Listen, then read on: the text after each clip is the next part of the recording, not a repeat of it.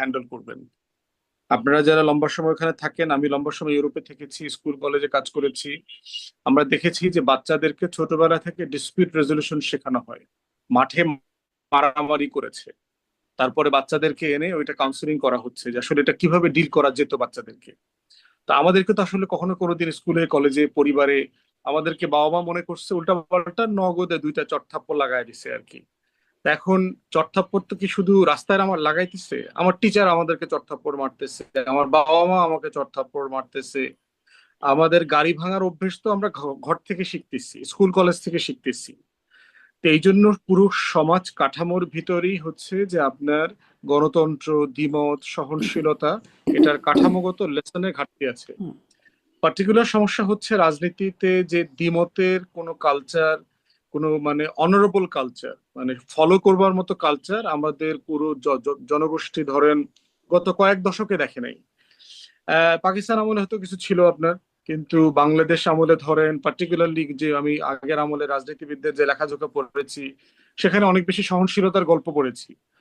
কিন্তু 70-80 দশকে আমাদের ক্যাম্পাস বেশি ভায়োলেন্ট হয়ে গেছে, এবং সেটার সেই যে অসহনশীল জেনারেশন যারা এখন রাজনীতিতে নেতৃত্ব না, দিচ্ছেন কিন্তু সব ব্যারিস্টার জায়গায়। ফুয়াদ, মানে একটু যদি সুনির্দিষ্ট জায়গায় আসি, যে জুলাইয়ের পরে তো আসলে মোটামুটি একটা একই ধরনের বা একই মতের অনেক অনেক জায়গায় আসলে একটা মতৈক্য ছিল। সেখান থেকে তো আসলে পরিস্থিতিটা এরকম হবার কথা ছিল না। ধরেন এখন তো আওয়ামী লীগ মাঠে নাই, যে আসলে আওয়ামী লীগের সাথে মানে মারামারি হচ্ছে। এনসিপি অভিযোগ করছে ছাত্র দলের ওপর। মানে এদের মধ্যে তো এমনটা হবার কথা ছিল না 2 বছর যেতে না যেতেই। মানে সেটির কারণ কি, সেটি আমি জিজ্ঞাসা না করছি। না, কথা কথা ছিল, এটাই হবার কথা। ছিল, আচ্ছা। এটাই হবার কথা, কারণ হচ্ছে হুম। রাজনৈতিক সহিংসতাকে আপনি ডিল করবেন কিভাবে? একটা জিনিস তো চলে আসছে, মানে দশকের পর দশক ধরে চলে আসছে। আমাদের গ্রামে গঞ্জে জমি জমা নিয়ে মারামারি, আদালত পর্যন্ত মারামারি, খুন খারাপি, সবকিছু তো আমাদের পরম্পরা ধরে আমরা দেখে আসছি। এই যে মবের কথা বলেন, আমরা ছোটবেলায় দল বেঁধে স্কুল থেকে গেছি গ্রামে চোর পিটাইতে। আমাদের কাছে খবর আসছে অমুক গ্রামে একটা চোর পাওয়া গেছে, তা আমরা চোর দেখতে গেছি তাকে সবাই কিভাবে পিটায়। তো এই বিষয়গুলো তো রাষ্ট্র আকারে, সমাজ আকারে আমরা আমরা কখনো অ্যাড্রেস করবার চেষ্টা করি নাই। এখন 24 হয়ে গেছে, মানে কি আসলে সব হয়ে গেছে? মানে 71-এ একটা যুদ্ধ হইলো, আমরা একটা দেশ পাইলাম, এরপরে কি বাকি সবকিছু তো হবার কথা ছিল না? হইলো তো তারপরেও। কারণ এটাতে রাজনীতিবিদরা এগুলোতে অ্যাড্রেস করেন নাই তো, যে জিনিসগুলো সাস্টেইন ডেমোক্রেটিক প্র্যাকটিসের মধ্য দিয়ে স্টেবিলিটি ডেভেলপ করা দরকার ছিল, চলনে বলনে আমার গণতন্ত্রের প্রয়াস ছিল, সেখানে আমরা ঠিক উল্টাটা দেখেছি। রাজনৈতিক দলের বক্তব্যগুলো দেখেন, হুম। আমরা দেখবেন খুব চিৎকার করে কথা বলি রাজনৈতিক দলের, আমরা সবাই হুম। বলছি, হুম। আমি সহ বলছি, আমরা সবাই খুব চিৎকার করে কথা বলি। প্রয়োজন নাই, আপনি মাইকে কথা বলছেন, কিন্তু আবার আমি একদম। চিৎকার করতেছি। আবার চিৎকার তো করতেছি, আবার দেখবেন আঙ্গুলটা আঙ্গুল জাগায়া, চেহারা টেহারা, মানে আমি মাঝে মধ্যে কমেন্ট পড়ি, তো তো নিচে লেখা, ভাই আপনার রক্ত ছিঁড়া যাইব। হুম। হুম। হুম। তো এই বাস্তবতার ভিতর এটা পলিটিক্যাল কালচার, মানে কালেকটিভলি আমরা তো এই দোষে দুষ্ট। তো এখন হচ্ছে যে আপনি কখনো কি শিখিয়েছেন যে এইভাবে কথা বলাটা অভদ্র? আমরা তো পশ্চিমে দেখেছি, আপনি পশ্চিমে দেখেন তো কোনো পলিটিশিয়ান এরকম একটা আঙ্গুল জাগায় কথা বলে কিনা? পলিটিশিয়ানরা কথা বলে দায়িত্ব আকারে কথা বলে, দেখবেন আঙ্গুলটা বাঁকা করে নিজের দিকে, যে আপনাদের ব্যাপারে আমার দায়, এটা আমাদের দায়িত্ব, এটা আমার করার কথা ছিল, মানে আমরা এখানে ফেল করেছি, আমরা এটা করব, উদ্যোগ নিব। হুম। তো এই ভাষা, অ্যাটিটিউড, সবকিছুর ভিতরেই হস্টিলিটিটা আছে, এবং সেই খাইসলতটা তো ওভারনাইট চলে যাবে না, প্র্যাকটিস করতে হবে। এটা একটা লম্বা প্রলং টাইমের প্র্যাকটিসের মধ্য দিয়ে হচ্ছে এই জিনিসগুলো ডেভেলপ করে। এই জন্য হচ্ছে যে 24 হয়েছে, অথবা এর আগে 71 হয়েছে, দেশ স্বাধীন হয়েছে, এর আগে 47 হয়েছিল, আমরা ব্রিটিশ থেকে আলাদা হয়ে স্বাধীন হয়েছি, এর মানে তো খাইসলত অ্যাড্রেস করা হয় নাই, কোনো ফর্মেই অ্যাড্রেস করা হয়নি, ডিসপিউট রেজলিউশন অ্যাড্রেস করা হয় নাই। এবং এই না, অসুস্থ কিন্তু আওয়ামী সমাজে, লীগের খাইসলতের জন্য আওয়ামী লীগ বিতাড়িত হলো, তারপরে সেই খাইসলত রয়ে গেল, শুধু আওয়ামী লীগ চলে গেল। না খাসলত তো রয়ে গেছে, যদি না বদলায় তাহলে তাদের পরিণতি একরকম হবে। আপনার মনে থাকার কথা, হাসিনার আমলে বলা হতো যে হাসিনাকে কোন কোন ভাষায় সমালোচনা করা যাবে, খুনি বলা যাবে না। আমার মনে আছে হুম। যে রিজভী ভাইয়ের একটা বক্তব্য কোট করেছে, তিনি বলছেন খুনি হাসিনার, এরকম একটা কথা বলছেন। যে পত্রিকাটা ওনাকে কোট করে বক্তব্যটা ছাপাইছে, সে রিপোর্টার সাব এডিটরের চাকরি চলে গেছে, হাসিনার প্রেস টিম এখানে ইন্টারফেয়ার করেছে। হুম। আমরা দেখেছি যে হাসিনার বিরুদ্ধে বক্তব্য দিয়েছে, স্টেজে গিয়ে বিএনপি নেতা কর্মীদেরকে পিটানো হয়েছে, উঠায় নিয়ে গেছে রাতের বেলা, মিথ্যা হুম। মামলা হুম। দিছে। হ্যাঁ, আপনার মানে আপনি অন্যদের বিরুদ্ধে কথা বলেন, হাসিনার বিরুদ্ধে কেন কথা বলবেন? একই প্যাটার্ন আপনি বিএনপি নেতা কর্মীদের মধ্যে আমরা দেখতে পাচ্ছি। হ্যাঁ ভাই, কথা বলবেন, আপনি তারেক রহমানকে বারবার টেনে আনেন কেন? আপনি ওনার হুম পরিবারকে হুম কেন টেনে আনেন? তাহলে ভাই, ওনার পরিবার প্রোটোকল ছাড়া রাষ্ট্রের মিটিং এ যাচ্ছে, তার পরিবারকে টেনে আনতে হবে না? উনি বিভিন্ন জায়গাতে সরকারি প্রতিষ্ঠান উদ্বোধন করছেন, ওনার প্রোটোকল কি? উনি কি ফর্মে এটা করছেন? উনি যে রাষ্ট্রের প্রোগ্রামে মেহমান হচ্ছেন, কোন প্রোটোকলে উনি মেহমান হচ্ছেন? এটা প্রশ্ন করতে পারতে হবে না আমাদেরকে? হুম। একটা গণতান্ত্রিক নিশ্চয়ই, সমাজে নিশ্চয়ই। আমি প্রশ্ন আপনার কাছে আবার করতে আসি। পারার প্রশ্ন তো ভিতরে তো করতে কোনো হবে, লিমিট নাই। কিন্তু প্রশ্ন করারও তো মানে সেই ভাষাটা কিরকম হবে সেটাও তো একটা কিছু হবার কথা ছিল। মানে একদম হ্যাঁ, যেটি সেটা আসলে সেটা নিয়ে আমাদেরকে অবশ্যই। ডট, ডট, ডট দিয়ে বলতে হয় বা উহ্য করে রাখতে হয় যে শব্দগুলো, সেগুলো নিশ্চয়ই মানে একজন একটা দলের না, শীর্ষ নেতা বা সার্টেনলি না, প্রধানমন্ত্রীর সার্টেনলি না। বিরুদ্ধে একটা বলার বিষয় কথা না। আমি দেখেন। আপনার কাছে আবার আসি। মানে খাইশলতের সমস্যা বা আমাদের সমাজের সমস্যা এভাবে চিহ্নিত করছিলেন আপনি। আমি জনাব আবু আলম শহীদ খান, আপনার কাছেও একই প্রশ্ন যে এক মানে এক হয়ে আন্দোলন হলো, তারপরে অনেক পুরো অন্তর্বর্তী সরকার সময় আমরা দেখলাম ঐক্যমত কমিশন, অনেক ঐক্যমত মত আলোচনা সমালোচনা, অনেক কিছু একসাথে বসা, খুব ভালো সুন্দর একসাথে যাওয়া আসা, ছবি তোলা, অনেক কিছু খাওয়া দাওয়া হচ্ছিল। তারপরে এখন একদম মারামারির মতো অবস্থা। 5 বছর টিকতে দেবে না এনসিপির প্রধান নাহিদ ইসলাম এমন ঘোষণাও দিয়েছেন, এবং হামলার শিকার হচ্ছে দফায় দফায়। কেন এমন অবস্থা, কেন? তখন এক ছিল, তো একটা লক্ষ্য ছিল শেখ হাসিনাকে সরানো। এক দফা, প্রথমে তো কোটা আন্দোলন দিয়ে শুরু, তারপরে এক দফা। তো এক দফার জন্য সবাই এক ছিল। তারপরে এক দফা তো হয়ে গেছে, শেখ হাসিনা চলে গেছেন, সরকারের পতন হয়েছে, একটা গণ অভ্যুত্থান হয়েছে। অভ্যুত্থানের মধ্যে দিয়ে নোবেল লরেট একজন দায়িত্ব নিলেন, 18 মাস উনি ছিলেন। তো পুরা আমল জুড়েই তো অনেক আলাপ আলোচনা, যে বললেন খাওয়া দাওয়া, আলাপ আলোচনা, সংস্কার, নানান সংস্কার। এবং তো ধরেন বেশিরভাগ রাজনৈতিক এবং শাসনতান্ত্রিক সংস্কার নিয়ে আলোচনা হয়েছে, এবং শেষ পর্যন্ত ঐক্যমত্য কমিশন তার মধ্যে সীমাবদ্ধ ছিল। যেমন ধরেন স্থানীয় সরকার সংস্কার নিয়ে একটা কোনো আলোচনা নাই। খুব ভালো একটা রিপোর্ট তারা দিয়েছিলেন, কোনো আলোচনা নাই। শিক্ষা নিয়ে কোনো সংস্কার কমিটি গঠন করা হয়নি। স্বাস্থ্য বিষয়ক কিছু কিছু রিপোর্ট দিয়েছেন, কোথায় সেগুলো? সেগুলো নিয়ে কোনো আলোচনা নেই। আলোচনা কিন্তু আছে, এখনো আমরা ওই রাজনৈতিক বৃত্তের মধ্যে আছি। এবং আমাদের রাজনীতি বা এই উপমহাদেশের রাজনীতিতে আপনার গণতান্ত্রিক সহনশীলতার চর্চাটা খুব কম। বাংলাদেশে তো খুবই কম, পাকিস্তান বাংলাদেশ বড় উদাহরণ, যে যেখানে চর্চাটা নেই। এবং আমাদের রাজনীতিতে আমরা গণতন্ত্র চর্চা করি না। দলগুলোই তো নিজের দলের মধ্যে গণতন্ত্র নাই, তাদের নেতা কিভাবে নির্বাচিত হবেন, কিভাবে কাউন্সিল হবে, কাকে কারা নমিনেশন পাবেন, কারা নমিনেশন পেয়ে পার্লামেন্টে আসবেন, সবকিছু কিন্তু এক ব্যক্তির, একজন মানুষের ইচ্ছার উপরে অনেকটা নির্ভরশীল। এবং এখন যেহেতু আপনার একটা নির্বাচন হয়ে গেছে, যে নির্বাচনই হোক, নির্বাচনের ব্যাপারে তো অনেকের অনেক রকম কথা আছে। জামাত তো বলেছে তারা বুকে পাথর বেঁধে এই নির্বাচনটা গ্রহণ করেছেন। ইলেকশন ইঞ্জিনিয়ারিং এর বড় ধরনের অভিযোগ আছে, এই অভিযোগ করা হয়। তারপরেও কিন্তু তারা মেনে নিয়ে সংসদে গিয়েছেন, সংসদে বেশ কিছু আলাপ আলোচনা হচ্ছে, সংসদ চলছে। মাঝখানে এখন দেখা যাচ্ছে যে এটা কি মানে ক্ষমতার লড়াই বলতে পারেন আপনি। ক্ষমতার লড়াইয়ের কারণে একদল ক্ষমতায় চলে গেছে, আর বাকিরা ক্ষমতার বাইরে আছে, সুতরাং তাদেরকে ক্ষমতায় যেতে হবে। তো সুতরাং তারা সেইভাবে রাজনীতি করবেন। সেখানে বোধহয় সহনশীলতার খুবই অভাব উভয় পক্ষ থেকে।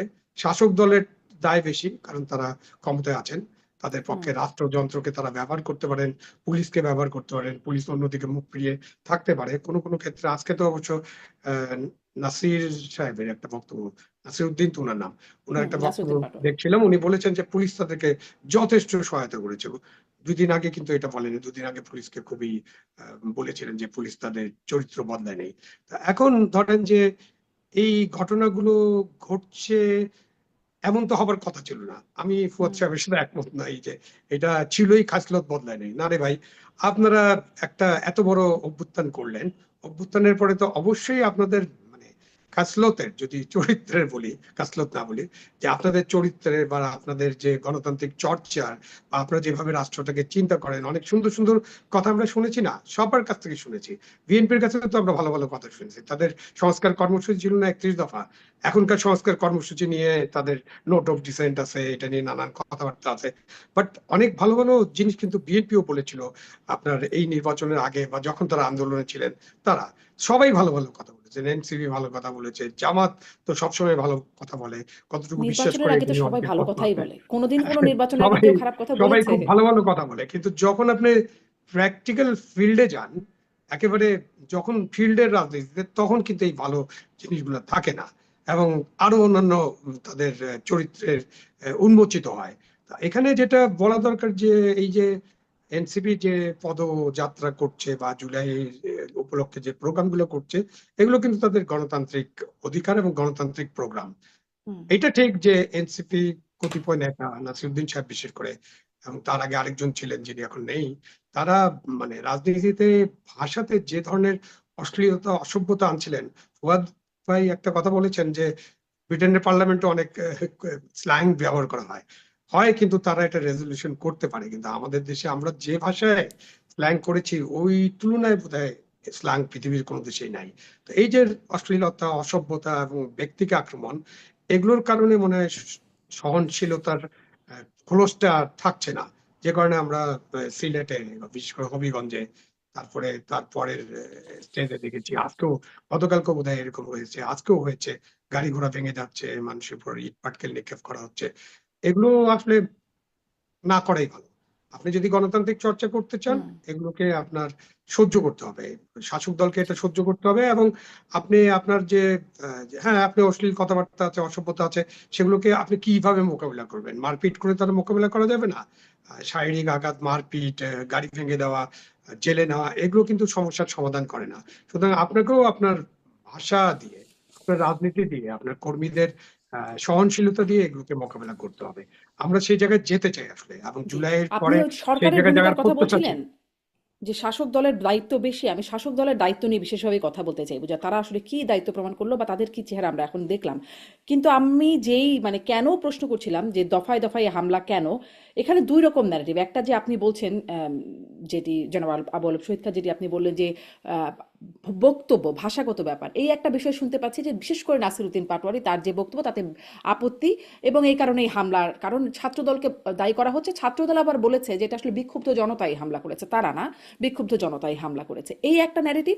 আর একটা ন্যারেটিভ শোনা যাচ্ছে যে আসলে এই এনসিপি নেতারা নিজেরাই লাইমলাইটে আসবার জন্য তারা এমন হামলার ঘটনা ঘটাচ্ছে, এমন কথা কিন্তু জামায়াতে মানে এখন বর্তমান জামায়াতের সদস্য তিনি এবং সাবেক শিবির সভাপতি জাহিদুল ইসলাম তিনিও একটা পোস্ট করেছেন। আমি একটু ব্যারিস্টার ফুয়াদের কাছ থেকে ওই বিষয়টা একটু আপনার দৃষ্টি আকর্ষণ করছি। তিনি বলছেন যে এই হামলাকে খুব সুপরিকল্পিত বলে মনে হচ্ছে, জুলাই মাসে জামায়াতে ইসলামীকে আলোচনার বাইরে রেখে পাবলিক সিম্প্যাথি বা জনসমর্থন তৈরি করা হচ্ছে, good plan, good move, deep power. এটির আবার সমালোচনা করে মনিরা শারমিন এটি সমালোচনা করছে। মানে তিনি নিজেদের এনসিপি নিজেরা নিজেদের কর্মসূচিতে হামলার ঘটনা ঘটে এই জামায়াতকে আড়াল করে নিজেরাই লাইমলাইটে আসছে, এরকম একটা দুটা ন্যারেটিভ আছে।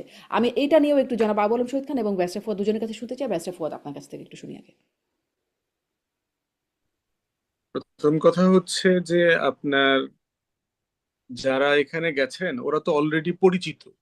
হুম মানে ওরা নতুন করে লাইমলাইটে আসবার চেষ্টার দরকার কেন?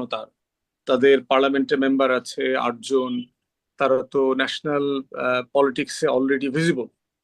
তো সেইখানে এই ধরনের ঘটনা ঘটিয়ে আপনার তার খুব বড় বেনিফিট আছে এটা আমার কাছে মনে হয় নাই।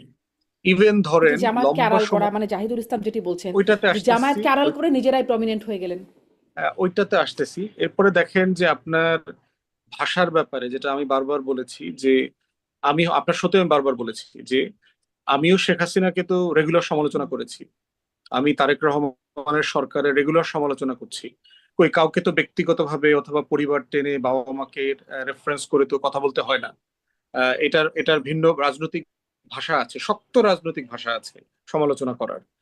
তো সেইখানে লম্বা সময় যদি কেউ শব্দের ব্যাপারে অপব্যবহার করে তিনি লম্বা সময় পলিটিক্সে সার্ভাইভ করবেন না, করতে পারবেন না।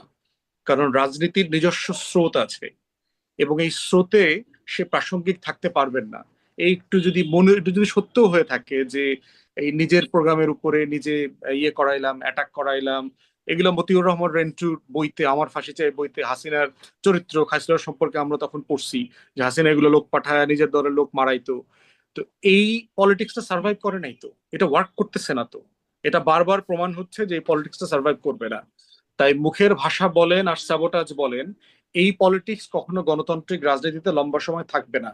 যদি এনসিপির কোনো নেতারা এগুলো করে থাকেন, তাদের ছোট ভাই হিসাবে আমি বলবো যে তারা এইসব ব্যাপারে ইতিহাসের দ্বারস্থ হন। এটা ওয়ার্ক করবে না এবং আমি এটা বিশ্বাস ইতিহাসের করি না যে দ্বারস্থ এটা আসলে কেউ যে কখনো করবার। হয় না সেটা এতদিনে আমরাও বুঝে গেছি যে ইতিহাসের দ্বারস্থ, ইতিহাস থেকে কেউ শিক্ষা নেয় না। কিন্তু আপনার আসলে মানে যে দুইটাই যে ন্যারেটিভ আছে, আপনার আসলে কোনটা বা কোনোটাকে কি একটু বিশেষভাবে ঠিক মনে হয় কিনা? রাইট। সেকেন্ড ন্যারেটিভ যেটা বলছে সেটা তো সাবেক শিবির নেতা যেটা বলেছেন, এটা তো জামাতের পলিটিক্যাল ফেলিউর দেখতে পাচ্ছি। মানে আপনি দেশের সবচেয়ে বড় বিরোধী দল, আপনাকে এনসিপি আলোচনা থেকে সরায় দিতে পারে এরকম একটা ঘটনা ঘটাইলো। তো ইটস ইউর পলিটিক্যাল ফেলিউর। আপনি তো পলিটিক্সে সার্ভাইভ করবেন কিভাবে যদি আপনি এইটা ম্যানেজ হুম করতে না পারেন যে অন্য দল আপনার স্পেস নিয়ে যাচ্ছে। তো এটা আমি খুবই মানে অরাজনৈতিক জায়গা থেকে দেখতেছি আর কি, যে এটা খুব শক্তিশালী যুক্তি না। বরং এটা যদি ফেলিওর হয়ে থাকে, এটা জামাতের দলীয় ফেলিওর। সে নিজে রাজনীতিতে ভিজিবল থাকতে পারছে না, জুলাইতে সে প্রাসঙ্গিক থাকতে পারছে না, সে আলোচনায় থাকতে পারছে না। এটার জন্য ওই হবিগঞ্জে নিয়ে নাসিরুদ্দিন পাটোয়ারিকে পিটাইতে হবে, একটা তরুণ একটা ইয়াং ছেলে আলিফের চক্ষু নষ্ট করে দিতে হবে, এটা পলিটিক্সের ডেফিনেশনে পড়ে না। আমি মোটা দাগে সকল তথ্য দিয়ে জেনেই বলছি, ইটস সিম্পলি আমাদের রাজনৈতিক সহিংসতার সমস্যা। সামনে কমিটি আসতেছে, দেখবেন একটা ছেলে লাইভ করতেছে, পিছনে বলতেছে এই ভালোভাবে ক্যামেরা ধরিস যেন চেহারাটা দেখা যায়। একটা গেঞ্জিতে দেখবেন যে হবিগঞ্জ জেলা ছাত্র দল লেখা। হুম মানে এটার মানেটা কি? বাংলাদেশের কালচারে এটা খুবই টিপিক্যাল, ভাইয়ার দৃষ্টি আকর্ষণ করা। লোকাল যে ভাইয়া আছে সেটা আছে, লর্ড আছে, তো হুম আপনি জানেন আমাদের প্রত্যেকটা অঞ্চলে এক একজন লর্ড আছে। এই লর্ডের দৃষ্টি আকর্ষণ করা, দৃষ্টি আকর্ষণ করে কি হবে? দৃষ্টি আকর্ষণ করে যেটা হবে সেটা হচ্ছে, আমি আগামী দিনের কমিটি আসতেছে, কমিটিতে আমি একটা স্পেস পাবো, পুলিশ প্রশাসন আমাকে জানলো যে আমি অমুক এবং ভাইয়ার বিশ্বস্ত লোক। এখনো দেখেন কারো বিরুদ্ধে মামলা বলেন অথবা গ্রেফতার করা বলেন, এই লেভেলের ফুটেজ থাকার পরেও, মানে আপনি যদি দলের লোকও হয়ে থাকেন, হুম এনসিপির লোকও হন, বিএনপির কেয়ারফুল হওয়ার দরকার না? জামাতের প্রতিবাদ করে বলার দরকার নেই ছেলেগুলোকে গ্রেফতার করো, গ্রেফতার করে ফৌজদারি অপরাধের মুখোমুখি করো। আপনি এটা এক্সপোজ করে ফেলতে পারবেন তো, মানে এটা এমন জিনিস না আপনি লুকাইতে পারবেন। ওই ছেলে মেয়ের বাবা মা পরিবার ব্যাকগ্রাউন্ড সবকিছু জানতে পারবেন। কিন্তু আপনি তো পুরো ঘটনার পরম্পরাটা দেখেন। আপনার নেতারা হচ্ছে শ্রীমঙ্গলে, আপনি 144 দিলেন পৌরসভায়, রাস্তায় গাড়ি আটকায় দিলেন পুলিশ দিয়ে, বিজিবি দিয়ে, ট্রাক দিয়ে, ট্রাক্টর দিয়ে, জি তারপরে বলছিলাম যে মরা সরকারের ভূমিকাটা নিয়ে বিশেষভাবে লাশবাহী কথা বলবো, গাড়ি। সরকারের ভূমিকাটা নিয়ে বিশেষভাবে কথা বলবো, কিন্তু জামাতের কথা আপনি বলছেন যে মানে জামাতও খুব প্রতিবাদ বা প্রতিক্রিয়া দিল না প্রথম ঘটনার পর, দিল না, বেশ দেরি করে দিল, তাও খুব শক্ত প্রতিবাদ প্রতিক্রিয়া না। একটা কি ভাঙন অনৈক্য জোটের মধ্যে তৈরি হয়ে গেল দেখছেন? একটা বিষয় হচ্ছে এনসিপির একটা অংশ তো চায়, কারণ তারা চাইতেছে যে স্থানীয় সরকার নির্বাচনে তাদের অনেক দাবি দাওয়া আছে, আমাদেরকে এতগুলা সিটি কর্পোরেশন পৌরসভা হাবিজাবি এটা দিতে হবে ওইটা দিতে হবে। হুম তো জামাত বলছে আমরা তো ঐক্যটা হয়েছিল জাতীয় নির্বাচনকে কেন্দ্র করে, আমরা চাই স্থানীয় সরকার নির্বাচন সবাই যার যার মতো করবে, হুম এটাই জামাতের পলিসি। তো অনেক তরুণ নেতারা মনে করছেন তাহলে তো জামাতের সাথে থেকে আমার আমার লাভ নাই। তো আমার লাভ নাই মানে হচ্ছে এনসিপিরও লাভ নাই, এরকম একটা ব্যাপার আছে। তো কেউ কেউ এটা বোধ করছেন। কিন্তু মোটা দাগে এনসিপির এখন সরে আসার মতো বাস্তবতা আসলে আছে কিনা, তার যে সংগঠন, তার যে হুম শক্তি কাঠামো, বিএনপির যে হস্টিলিটি তৃণমূলে, আপনি দেখবেন বিভিন্ন জায়গায় মারামারি হচ্ছে, জামাত শিবির কিন্তু প্রোটেকশনও দিচ্ছে। প্রোটেকশন না দিলে এখানে ক্ষয়ক্ষতি এনসিপির অনেক বেশি হইতো। জামাত শিবির তাদের স্টেটমেন্টও বলেছে যে আমরা তাদের পাশে এসে দাঁড়িয়েছি। হয়তো এটা বলতে পারেন হয়তো শতভাগ ভালোবাসা নিয়ে দাঁড়াইছি কিনা। এখন যদি মনে কষ্ট থাকে আমি কতটুকু ভালোবাসতে পারবো আপনাকে, তাই একটু কষ্ট থাকলে তো মানে শতভাগ ভালোবাসা দেওয়া যাবে না। মতানৈক্য বা অনৈক্য যদি কিন্তু আছে, ভাঙন অনেকের কিছু মানে কিছু কিছু সূত্র আছে বলে ভিন্ন দেখা যাচ্ছে। থাকতেই পারে, ধন্যবাদ, হ্যাঁ। আমি আসি জনাব আবু আলম শহীদ খান আপনার কাছে। দুটো বিষয়, ওই যে সরকারের ভূমিকায় আসবো, কিন্তু ওটাও একটু আপনার কাছ থেকে জেনে নেই, দুটো ন্যারেটিভের আপনার কাছে কোনটা মনে হয়, নাকি এর বাইরে অন্য কিছু মনে হয়? ন্যারেটিভ তো বয়ান তো সবসময় তৈরি করা হয়, সুতরাং দুটার মধ্যেই যে দুটার একটা সত্য একটা মিথ্যা বা দুটাই সত্য এরকম তো হবে না। প্রথম কথা হলো যে ঘটনার তো ভিডিও ফুটেজ আছে, তো ভিডিও ফুটেজ থেকেই তো বের করা যায় যে আসলে এনসিপি নিজে নিজে করছে নাকি জামাতে ইসলামী ভিতরে ঢুকে করছে নাকি বিএনপির ছাত্র দল করেছে। এটা তো নিয়ে খুব একটা বয়ান বানানোর সুযোগ আছে কি? কেন আমাদের কাছে অনেক ফুটেজ আছে, সেসব ফুটেজ দেখানো হচ্ছে। কেউ কেউ তো মানে বীর ধর্মের ফুটেজ গুলা প্রকাশও করছেন। প্রথম আলোর আগুন লাগানোর পর দেখেন নাই কতজন হুম ফুটেজ করলো প্রথম আলোর সামনে দাঁড়িয়ে দাঁড়িয়ে। কেন এটা তারা একটা মহান দায়িত্ব পালন করেছে, জিহাদি দায়িত্ব করেছে না? তো এইসব ফুটেজ দেখলেই বোঝা যাবে যে কারা করছে। এখন আপনার ছাত্র শিবিরের প্রাক্তন সভাপতি, উনি এখন জামাতের কি রোলে আছেন আমি জানি না, উনি যে একটা ফেসবুক স্ট্যাটাস দিলেন, সেই স্ট্যাটাসটা আবার কিন্তু উনি সরিয়ে ফেলেছেন। হুম সরিয়ে ফেলেছেন পরবর্তীতে আলাপ আলোচনা হয়েছে সমালোচনা বা বেশ হয়েছে সমালোচনা এবং হয়েছে, একটু সরিয়ে সরিয়ে ফেলেছে। ফেলেছেন। কিন্তু প্রথমে একটা স্ট্যাটাস দিয়ে দিলেন, দিয়ে প্রকাশ করলেন যে এনসিপি কে প্রাসঙ্গিক করার জন্য এনসিপি নিজেই এসব ঘটনা ঘটাচ্ছে। আমার মনে হয় এটা খুব ভালো খিল্ল স্ট্যাটাস ছিল, একদম স্ট্রেট হয়ে। এই স্ট্যাটাসটা যায় না, জামাতের সাথেও যায় না। জামাতের একজন নেতা এই ধরনের স্ট্যাটাস দেওয়াটা খুবই ভালো খিল্লতা, কারণ যেখানে পরিষ্কার বোঝা যাচ্ছে যে ঘটনাটা কি ঘটছে, সেখানে এটা কিন্তু করার তাহলে দরকার নেই। জামাত কেন একটু নীরব থাকলো? মানে জামাতের হ্যাঁ, শক্ত ওই যে ভূমিকা এখনো নাই, এনসিপির সাথে তখন জামাতের নীরব। কি একটু, হ্যাঁ, এনসিপির সাথে কি জামাতের একটু টানা পোড়েন চলছে কিনা, এটা একটা প্রশ্ন হতে পারে। কিছুটা টানা পোড়েন তো ফুয়াদ ইঙ্গিত করলেন যে স্থানীয় সরকার নির্বাচন নিয়ে টানা পোড়েন আছেই। যে ধরেন ঢাকা সিটি কর্পোরেশন নির্বাচনে উত্তরে, উত্তর, দক্ষিণে অলরেডি তো একজনকে জামাতে ইসলামের পক্ষ থেকে মোটামুটি ঘোষণাই করে সাদিকান। দেওয়া হয়েছে যে কে নির্বাচন করবেন। সেখানে কিন্তু একজন এনসিপির বড় নেতা, যিনি উপদেষ্টা ছিলেন, তারও নির্বাচন করার ইচ্ছা ছিল। আসিফ মাহমুদ। তো এরকম যদি আপনি সারা দেশে দেখেন, আমি কয়েকটা শহরে গিয়েছিলাম, মানে গ্রামের দিকে গিয়েছিলাম, আমি কিন্তু প্রত্যেক জায়গায়, অলমোস্ট প্রত্যেক জায়গায় জামাত ইসলামের কে ক্যান্ডিডেট হচ্ছেন এরকম ডিক্লেয়ার করা ফেস্টুন এবং বড় ব্যানার টাঙানো দেখেছি।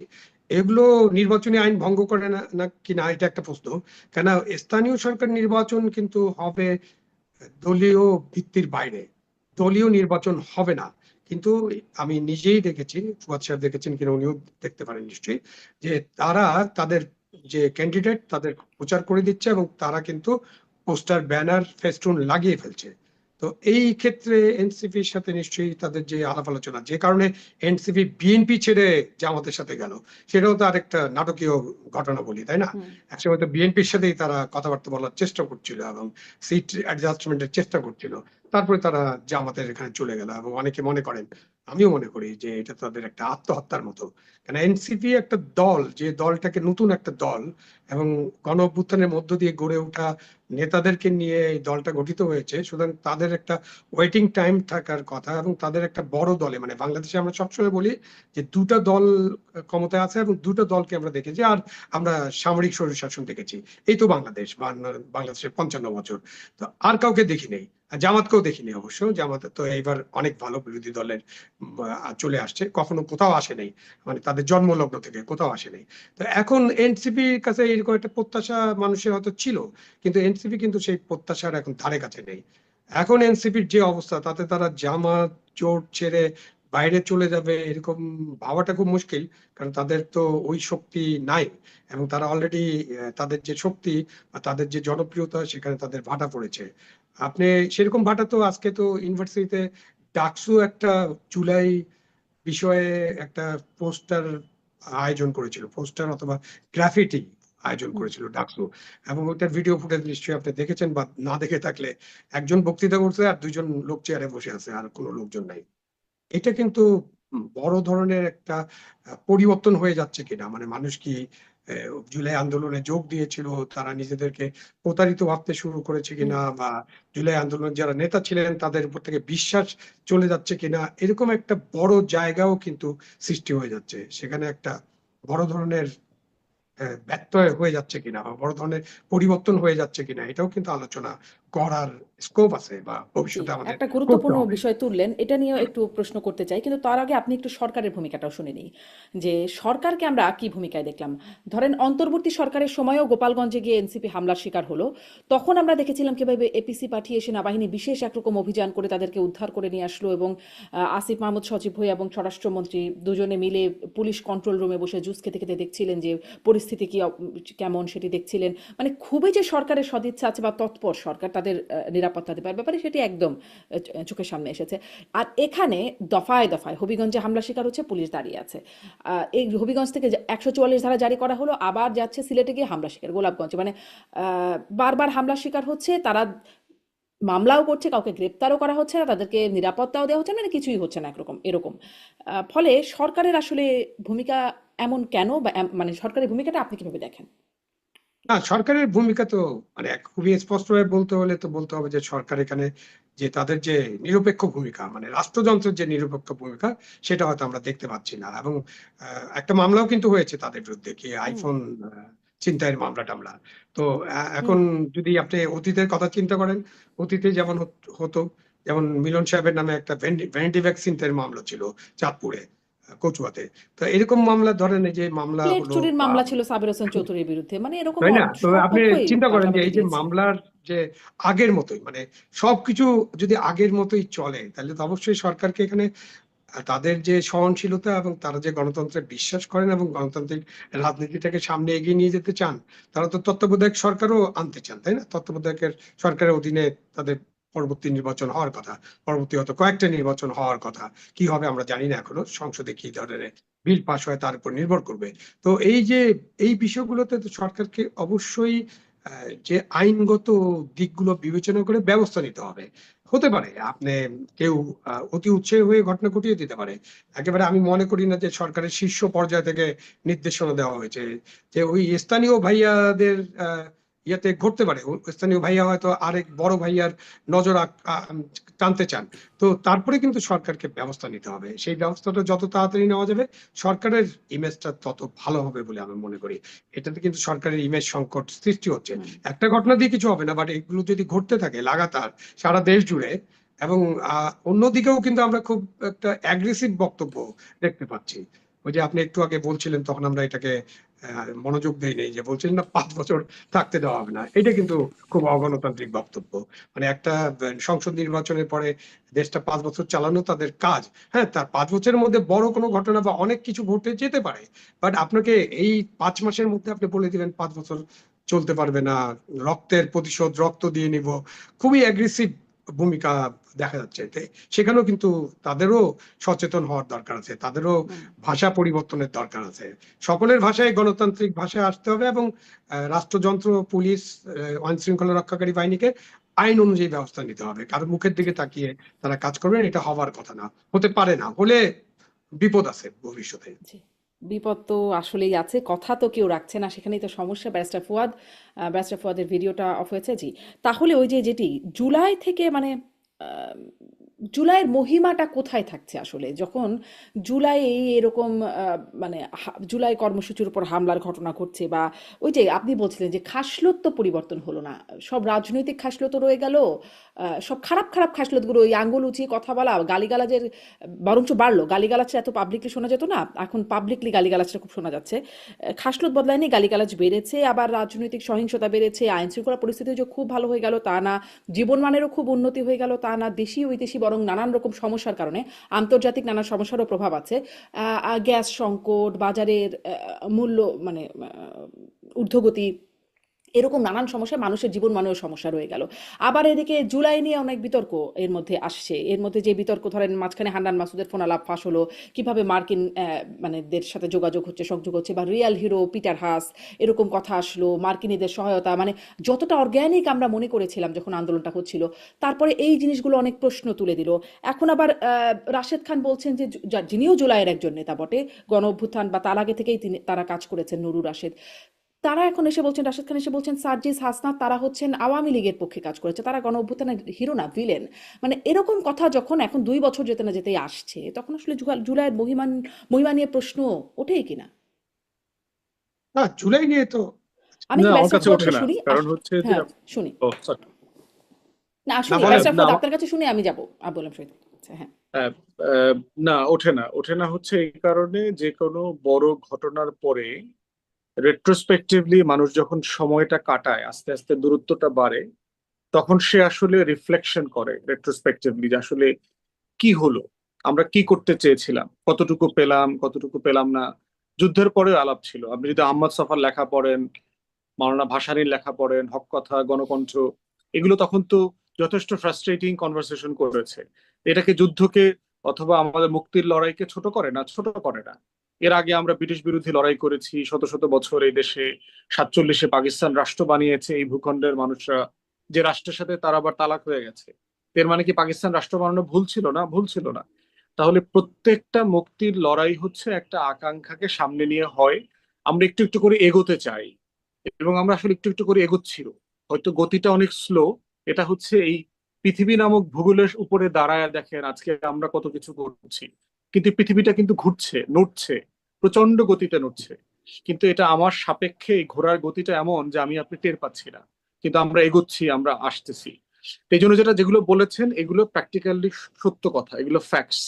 কিন্তু এটা যদি আপনি যে কোনো গণ অভ্যুত্থান, বিপ্লব, ফ্রেঞ্চ রেভলিউশনের পরে দেখেন, বিপ্লবীরা একজন আরেকজনকে গিলেটিনে হত্যা করেছে, বিপ্লবীরা হত্যা করেছে।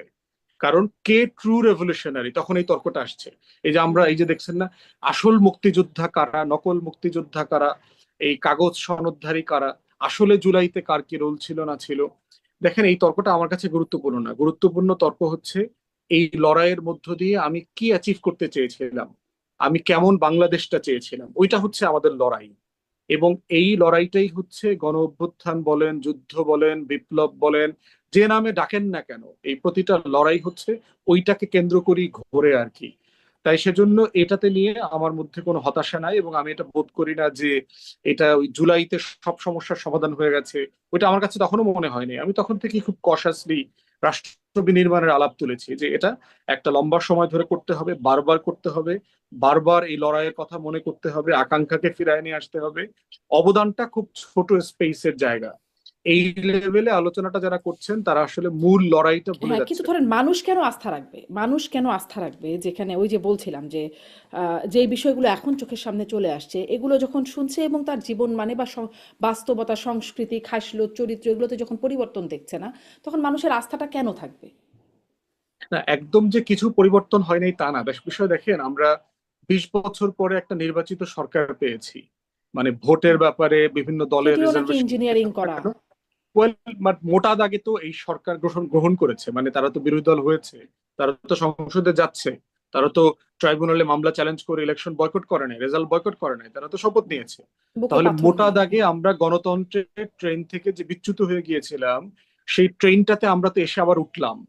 মোটা দাগে মানুষ উৎসব মুখর, অথবা যে ভাষায় বলেন অংশগ্রহণমূলক ভোটের আয়োজন করেছে, মানুষ ভোট দিয়েছে। একটা ফ্যাসিবাদ, একটা অথরিটেরিয়ান ওয়ান পার্টি রেজিম থেকে আমরা বের হয়ে আসছি।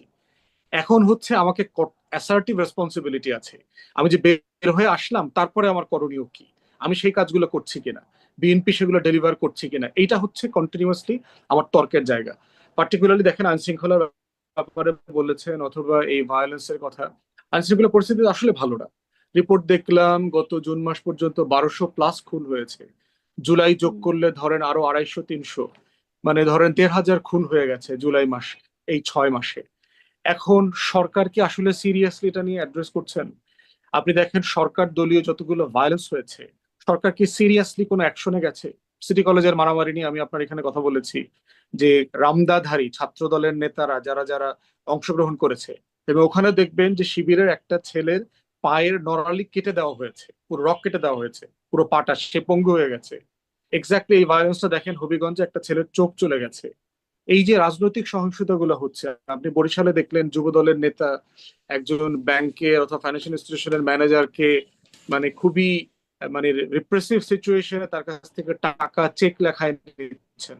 এই ঘটনাগুলো ঘটছে। তো আমি এটা নিয়ে কথাও বলছি যে তারেক রহমান তো শুধু প্রধানমন্ত্রী না, তিনি তো বিএনপি নামক রাজনৈতিক দলেরও প্রধান, চেয়ারম্যান। তো আমাদের মহাসচিব মির্জা ফখরুল ভাই বলছেন কিছুই বদলায় নাই, এইটা হয় নাই, সেটা হয় নাই। কিন্তু আপনি তো দলের সেক্রেটারিও। আপনারা কি করছেন আসলে বদলানোর জন্য? দেশের মানুষের এই কনফিডেন্স তৈরি করবার দায়িত্ব তো সরকারি দলের। যে এই যে আকাঙ্ক্ষাগুলো পূরণ হয় নাই, যেটা আপনি এক্সাম্পল আকারে বললেন, এইটা ডেলিভার করবার দায়িত্ব কালেকটিভলি রাষ্ট্র কাকে দিয়েছে? এবং আপনি কন্ট্রাডিকশনটা দেখেন, রামিসার ঘটনার পরে মাননীয় প্রধানমন্ত্রী, স্বরাষ্ট্রমন্ত্রী, আইনমন্ত্রী ঘটা করে ওখানে গেলেন। আলিফ যে ছেলেটা, যার আপনার চোখটা অন্ধ হয়ে গেল, ও আপনার দেশের নাগরিক না? ও তারেক রহমান কি ওরও প্রধানমন্ত্রী না? তাহলে উনি ওখানে খবর নিলেন কিনা যে এই ছেলেটা যে চক্ষু হারায় ফেললো, আমারও তো দায় আছে রাষ্ট্র আকারে।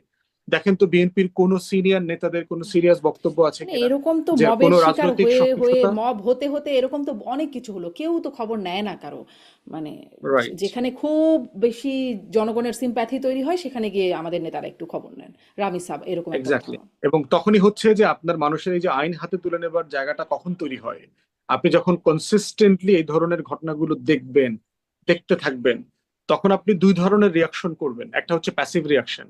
দেখবেন রামিসার বাবা বলেছিল যে আমি বিচার টিচার চাইটাই না, জানি এই দেশে কিছু হবে না। এটা একটা প্যাসিভ রিয়াকশন।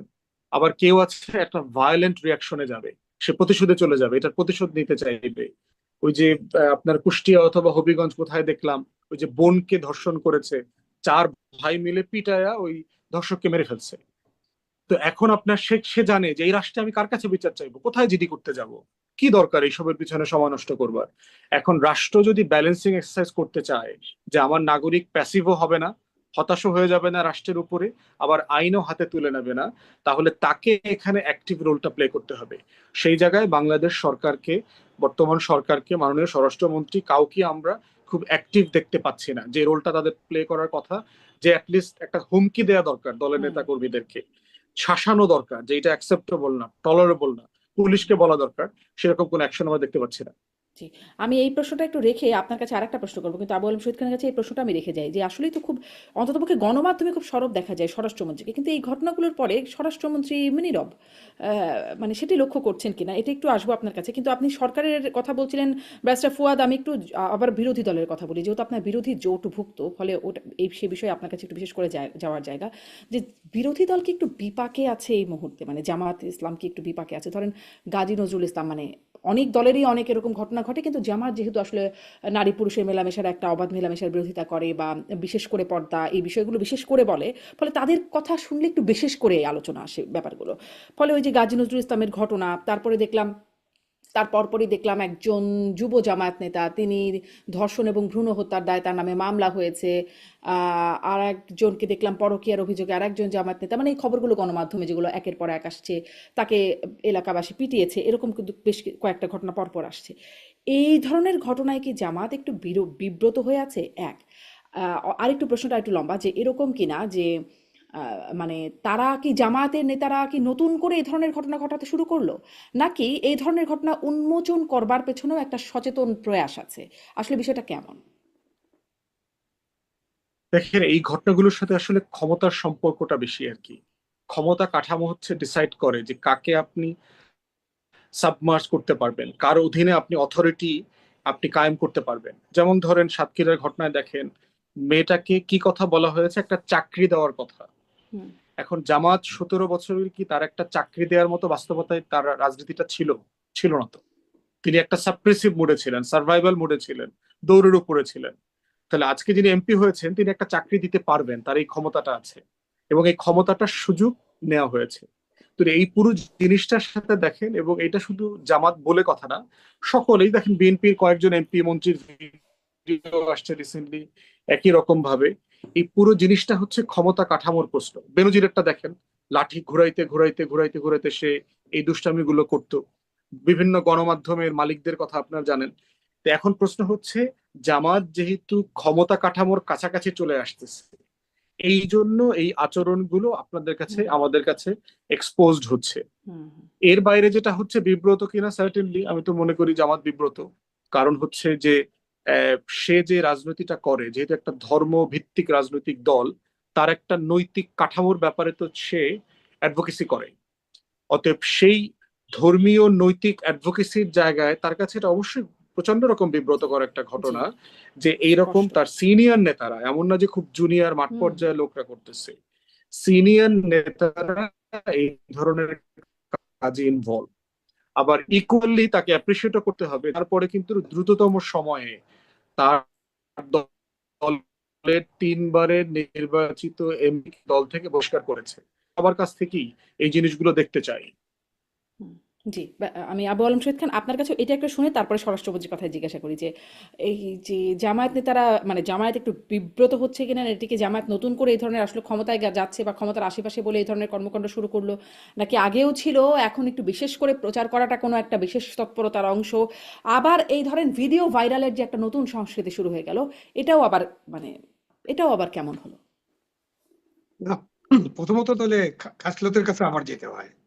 মানে এটা হলো খাসলতের বিষয়। আপনি জামাত করেন না, বিএনপি করেন না, আওয়ামী লীগ করেন, যে আপনার কাছে ক্ষমতা আসলো এবং আপনি তখন একটা চাকরি দেওয়ার সুযোগ পাইলেন, তারপরে একটা তরুণীকে, অল্প বয়স্ক, তাকে মলেস্ট করবেন, এটা তো খাসলতের ব্যাপার। এটা তো মানে ক্ষমতায় এটা কি যাওয়ার সুযোগের সাথে অভাবে কোনো এতদিন ভালো ছিল? কানেকশন না, তাই না? এটা জামাতের যে আদর্শ তারা প্রিচ করে তাদের সাথে যায় না।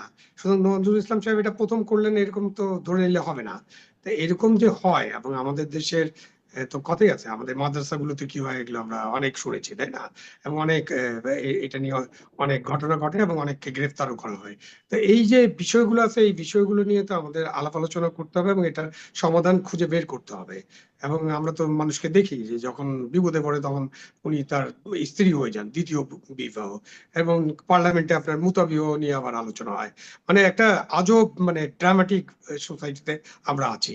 সুতরাং এই জিনিসগুলোকে এইভাবে অ্যাভয়েড করা যাবে না। এটা অবশ্যই জামাতের জন্য খুবই লজ্জাজনক বিষয় এবং তারা এই কারণে একটু খামোশ আছেন কিনা সেটাও আপনার হতে পারে। এই কারণে তারা এনসিপির উপরই আক্রমণ টাক্রমণ হচ্ছে, এই সময় তারা নিজেরা কম কথা বলছেন, হয়তো তারা একটু সময় নিচ্ছেন। এই সময়টা তাদের হয়তো প্রয়োজন, তারা হয়তো আবার পার্টিতে তারা দেখছেন যে পার্টির ভিতরে আরো এরকম লোকজন আছে কিনা যাদেরকে তাদের ইয়ে করতে হবে, তাদের ব্যবস্থা করতে হবে, অথবা জিনিসগুলোকে রিজলভ করতে হবে। আপনি যে জায়গাটায় প্রশ্ন করছিলেন যে এই যে জুলাই নিয়ে যে মানুষের হতাশা, হ্যাঁ মানুষের তো এই বিভিন্ন বড় বড় বিপ্লবের পরও মানুষ হতাশ হয়, এটা খুব স্বাভাবিক। বাট এই হতাশাটা কিন্তু খুব দ্রুত হয়ে গেছে এবং এই হতাশার সাথে আমাদের যে 18 মার্চ যে নোবেল লরেটের সরকার ছিলেন, ইউনূস সাহেব এই হতাশার প্রধান প্রধান কারণগুলো সৃষ্টি করে গেছেন। কিন্তু এই যে আপনি যা যা বললেন, আপনি যে মার্কিন চুক্তি যেটা বলেন, বা এখন তো চুক্তি করে আমরা এলপিজি আনতেছি বিশাল অঙ্কের টাকা দিয়ে, আমরা ওদের কাছ থেকে বিমান কিনবো, আমাদের এগ্রিকালচার সেক্টরে কি হবে, এটা নিয়ে অনেক আলোচনা হয়েছে।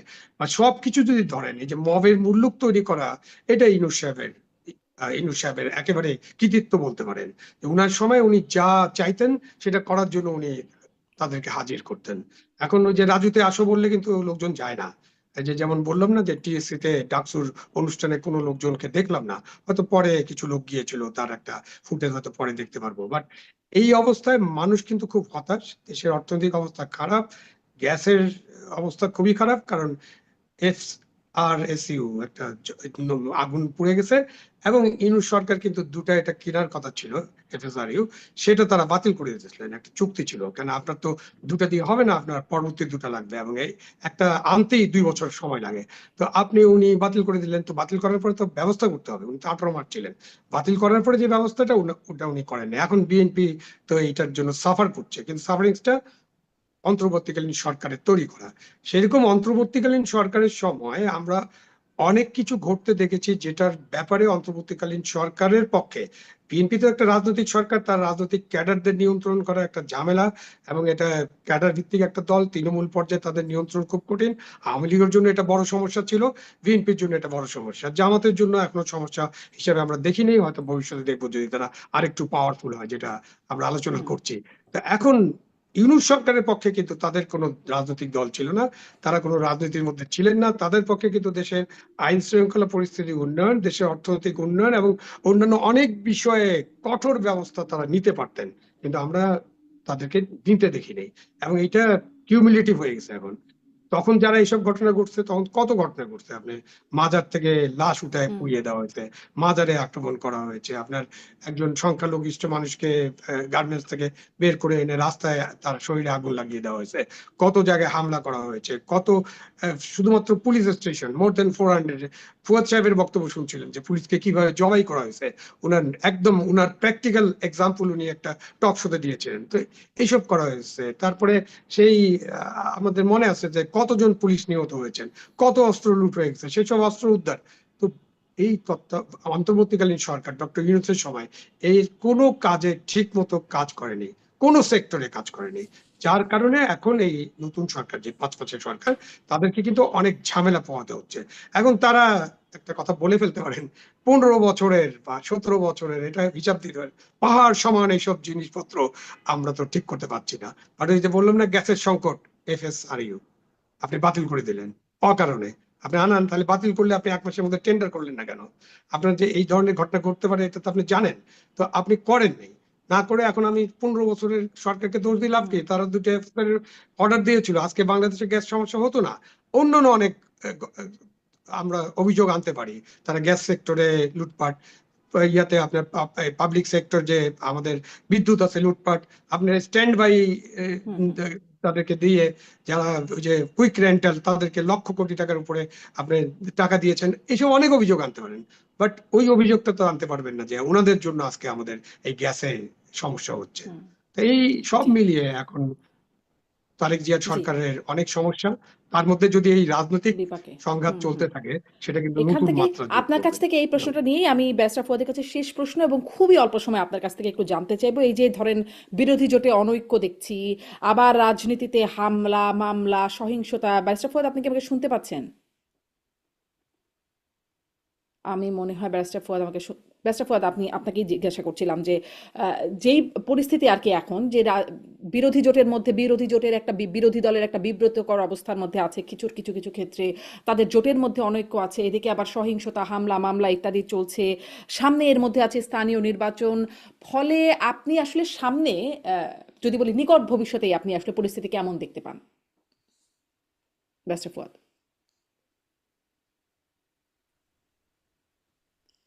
আপনি কি আমার প্রশ্নটা শুনতে পেয়েছেন? না, শুনি। আচ্ছা আরেকবার একটু করি যে বর্তমানে যে পরিস্থিতি আমরা দেখছি, আপনার কথা থেকেও শুনলাম যে জামাতে ইসলামের একটা বিব্রতকর অবস্থা কিছু কিছু ক্ষেত্রে আছে, জোটের মধ্যেও কিছু বিষয় নিয়ে অনৈক্য আছে, এই গেল বিরোধী দলের অবস্থা। সরকারি দল আবার এইসব কিছু কিছু ক্ষেত্রে নিষ্ক্রিয় থাকছে যখন বিরোধীদের উপর হামলা টামলা হচ্ছে, আবার হামলা মামলা সহিংসতার সংস্কৃতিও দেখতে পাচ্ছি, সামনে স্থানীয় নির্বাচন। এই সব বাস্তবতার মধ্যে আপনার কাছে কি মনে হয় সামনের দিনগুলোতে আসলে পরিস্থিতি কি একটু একটু করে ভালোর দিকে যাবে, নাকি আস্তে আস্তে এই খাসলত আরো খারাপ খাসলতের দিকেই যাবে আর কি, আবার আরো চরিত্র পরিস্ফুটিত হবে?